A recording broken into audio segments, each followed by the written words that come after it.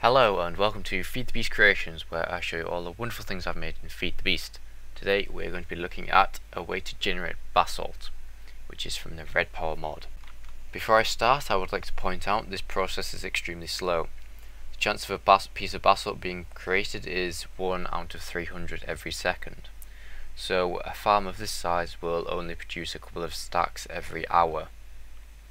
The mechanic behind this farm comes from a property of a red power item called thermopiles. They are a very good way of producing electricity, and they work off the heat difference between their different phases. Lava, water and ice and snow have the biggest effects on these levels. When the overall hot or cold level goes over 125, side effects can occur. As to give you an idea, lava has a hot value of 100. These side effects can range from turning normal lava into obsidian and also melting ice and snow into water.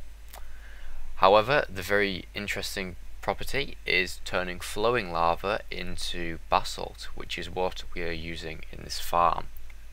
This has been designed so that you can very easily add multiple layers on top of this design, as two block height all the way up is essentially just one ring, and you can have as many of these as you like all the way up to the sky limit. Each ring is very basic. It has a thermopile in the middle and 2 blocks of ice and 2 pieces of flowing lava on each side.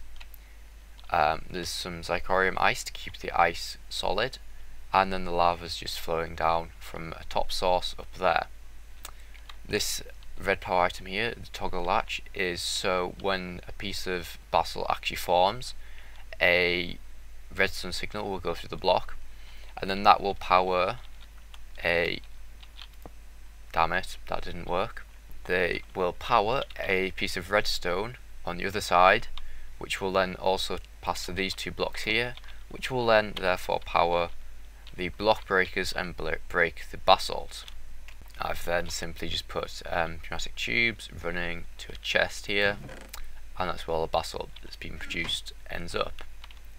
You also need to do something about the electricity that's produced from this. You don't get very much, but you do get some, and if you just had a bat box filling up and when it gets full, you will no longer get basalt being produced, so you need to use the electricity somehow.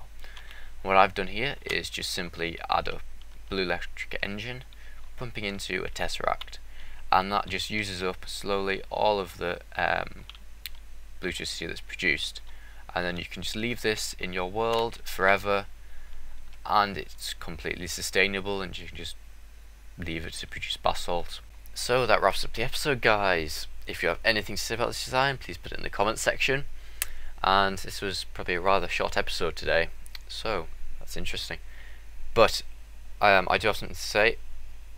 I don't think I've actually mentioned this, but I am on the Ultimate Pack now. I just want to mention and say that, so definitely everybody knows. But yeah, that's it. Take care, guys. See you next time.